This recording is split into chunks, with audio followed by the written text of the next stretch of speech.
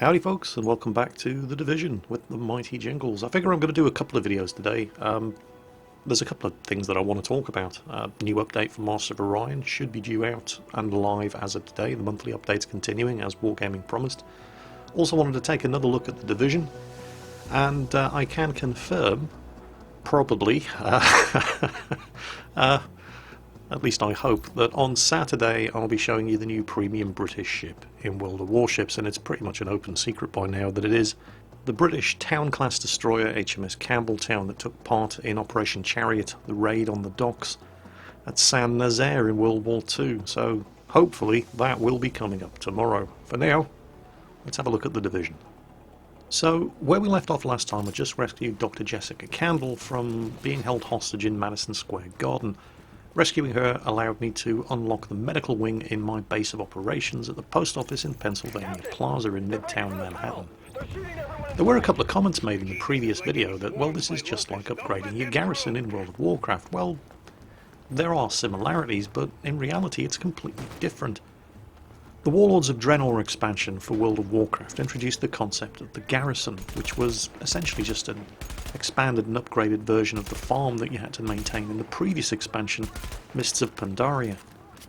Now, I did have a lot of fun upgrading my garrison in World of Warcraft, at least the first time I did it. Not so much the 10th or 11th time I was doing it on various different characters, but it doesn't actually give you anything new to the character.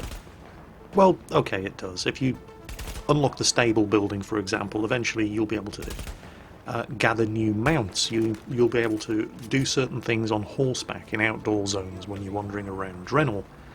But you don't get any new combat abilities as a result of whether or not you've upgraded certain garrison buildings or not in World of Warcraft. A mage is still going to be able to cast Frostbolt, a warrior is still going to be able to cleave, and a shaman is still going to be able to cast Lightning Bolt regardless of whether or not you've built the storehouse in your garrison. It doesn't change how your character approaches combat. Here in the Division, that is exactly what it does. Your base of operations is as much a part of your character as the equipment that you carry out into the field. Without that base of operations upgraded, your character is basically nothing more than whatever gun they happen to be carrying around with a very, very limited skill set. And that is why I'm currently trying to come up with the rescue of Captain Roy Benitez of the New York Police Department. Captain Benitez is currently leading the JTF in trying to defend the Lincoln Tunnel from a bunch of rioters who are attempting to place explosives, blow it and flood the tunnel, and that would be pretty bad, as if Manhattan didn't have enough problems. Rescuing Captain Benitez is going to allow me to upgrade the security wing of my base of operations, and all kinds of good stuff is going to become available once I've done that. So first I have to secure the tunnel entrance. I've just picked up a Vector 45 ACP machine pistol, which is very, very nice. It's not particularly accurate, it's a submachine gun after all, but the damage output isn't bad. This is Faye Lau. We are division agents, and we have eliminated the threat to the perimeter. There's Agent Lau again with all this wee shit. She's sitting back at base with a leg in a plaster cast. Wee my ass.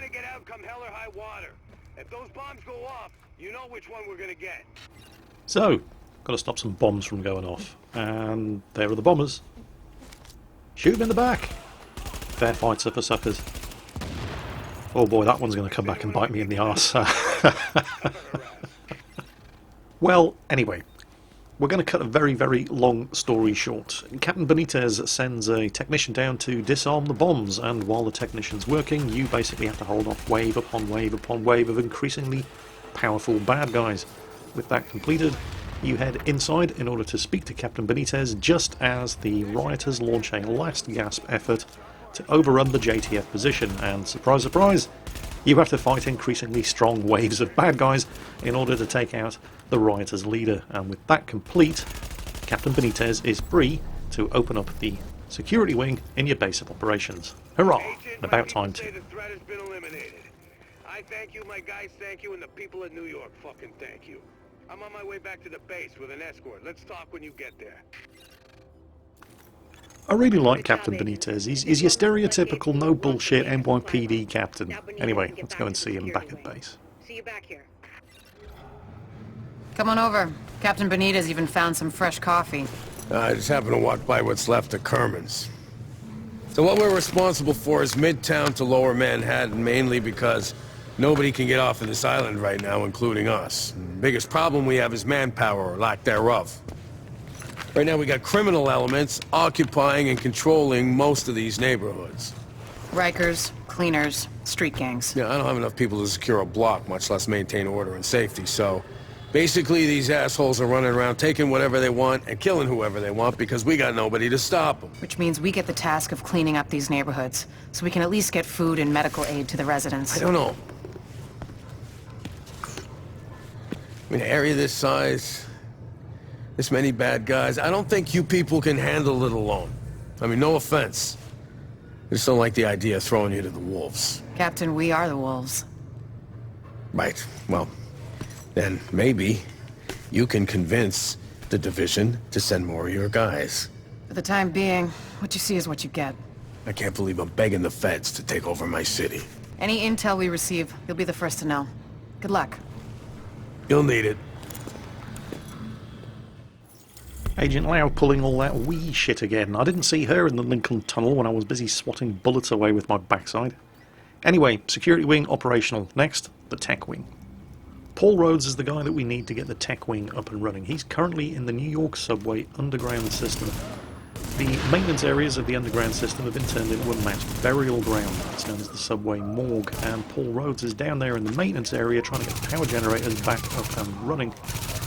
Unfortunately, as is usually the case, there are some bad guys who are trying to stop him, and we've got to go in and make sure that he gets his mission complete before he will join us and run the tech wing for us back at the base of operations. Paul Rhodes was a former private military contractor who lost his innocence out in Iraq. He's paranoid, he hates the government, and we, of course, all work for a clandestine federal agency known as the Division, so yeah, he's really going to love us.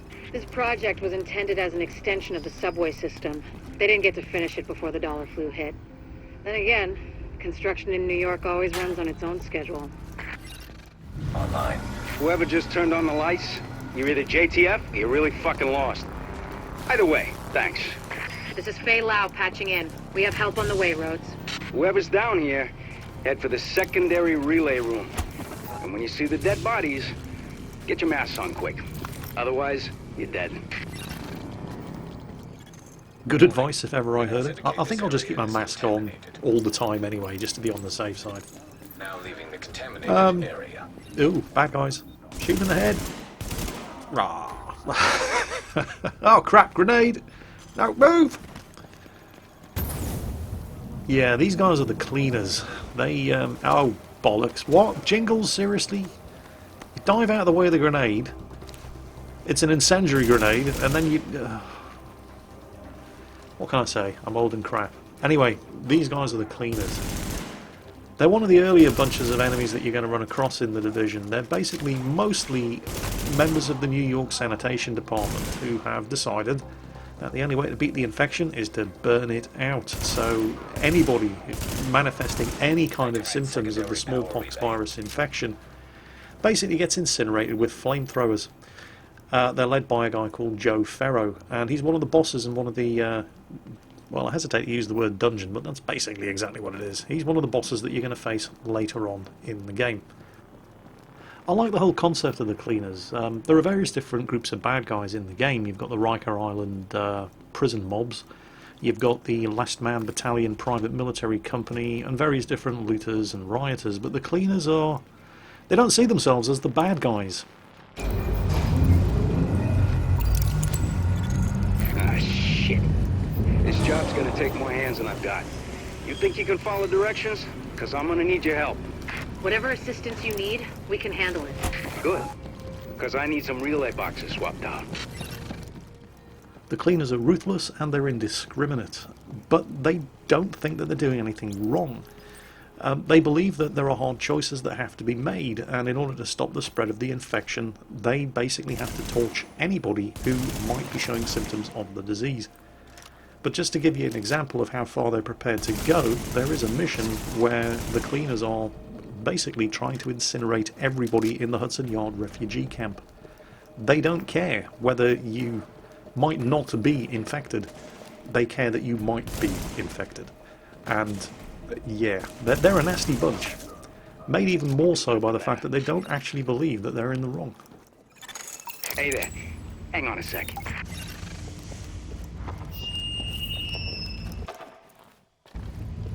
Testing. Jesus, this thing is loud. Okay, getting to work in the control room now. Just want to give you a heads up. It's gonna get real dark real fast. Can't get power to the base unless they do a reboot, so everything's gonna shut down for a minute.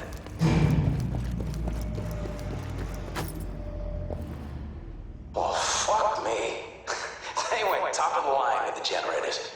I guess Sandy taught someone in procurement a lesson, because these suckers can stand up to anything. They're a bitch to retool, but maybe we'll get lucky.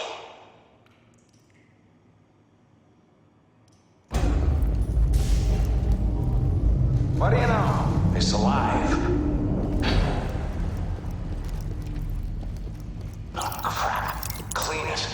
I thought you took care of these guys. Right, here they come. Ideally, I should have had a grenade ready to go as they came through the doorway, catch them as they're all clustered up. Instead, I toss a flashbang, and I assume that the flashbang had taken care of him. But it kind of hadn't, so yeah. Still, got away with it. Now, where's the next bunch coming from? What? Ah! Sometimes the cover mechanics in this game, I'm actually trying to get the hell out of there, but it can be frustrating when you're in a spot of cover like that and you're trying to move away from the spot of cover because there's a bad guy with a flamethrower hosing you down 10 feet away. Warning. Hostiles inbound on your position. Instead, all the game does is it just turns you from left to right. It can be very, very annoying. Now, if you spot a bad guy who's going to throw a grenade and you shoot him in the act of throwing a grenade, he'll often drop it at his feet. So, hey, bonus damage. That's more of your people in the elevator. That's not more of my people in the elevator. We don't have anyone else on site. Then let's clean this, and I'm fucked. Paul, have a little faith. I'm here. Alright, here they come. And it's the boss. If only he was alone. Ah, not again! Oh, for God's sake. Pay attention to your mini-map. Oh crap, there's two of them. And I'm reloading. Switch to my secondary weapon. Back to my rifle. Reload. As boss fights go... Oh, bloody hell. Reload! What is wrong with... I am so bad at these games. As boss fights go, this guy isn't actually too bad. The main trick is just staying out of the range of his flamethrower and making sure that you take care of his friends. With his minions dealt with, you've got all the space that you need to run around and keep this guy at arm's length, and then just keep shooting him in the face and backing off and staying out of range of that flamethrower, which you can see has a pretty impressive range.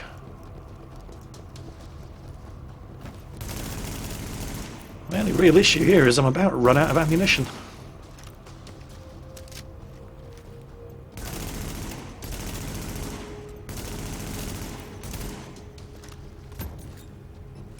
Grenade out. Tear gas. Slow them down some. I've got 1.5 magazines remaining for the M4.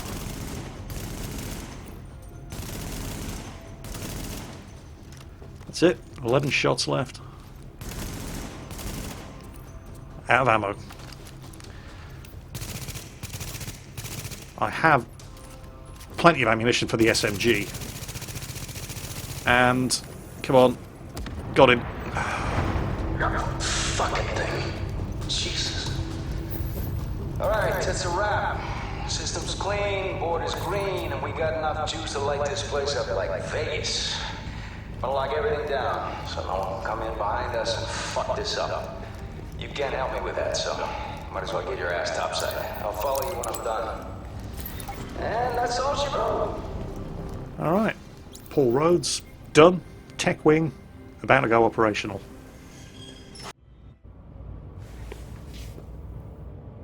Look, I don't do sentimental, but you got me out of a jam there, so thanks. I know you want more from me than just warm fuzzies. Saving my sorry ass. Like getting this shithole up to par. Oh, government standard, I see. Nice to see they're still keeping the bar low enough that even roaches can walk right over it. You want quality? You go private. That's what I learned in Basra. Oh yeah. See, you can't just live on farts and good intentions. Power, water, all the bells and whistles. Not that you're the first one to try it. I hear a bunch of you people went missing when the shit hit the fan. Got some theories about that myself. My point is, when you're out there hooking up the city, poke around a bit, see what you can find out. Maybe the virus got him. Maybe the brutes got him. Maybe the city opened up its rotten core and swallowed them whole. I'd believe that. It's happened before. Fucking city got my wife. Miracle I'm still here, really. You know, they say a pessimist is a disillusioned romantic. Well, whoever said that's a fucking asshole. Go on, see what you can find out. I'll let you know which shit to hook up. Careful this fucking city doesn't eat you too. So, all 3 wings of the base are now unlocked, and you're pretty much going to be spending as much time leveling up your base as you do leveling up your character. You're going to be busy collecting the supplies that you need for each different wing of the base in order to get the various different facilities up and running all the way through to level 30 and the end game. The next time we take a look at the Division, I'm going for a wander on the wild side. I'm heading into the dark zone. I hit level 10 and I thought, what's the worst that could happen? The dark zone is fun and also features some very, very interesting mechanics that I haven't really seen in a game of this type before. That's coming up the next time I delve into the Division. In the meantime, as always, have fun playing whatever you're playing. Take care, and I'll catch you next time.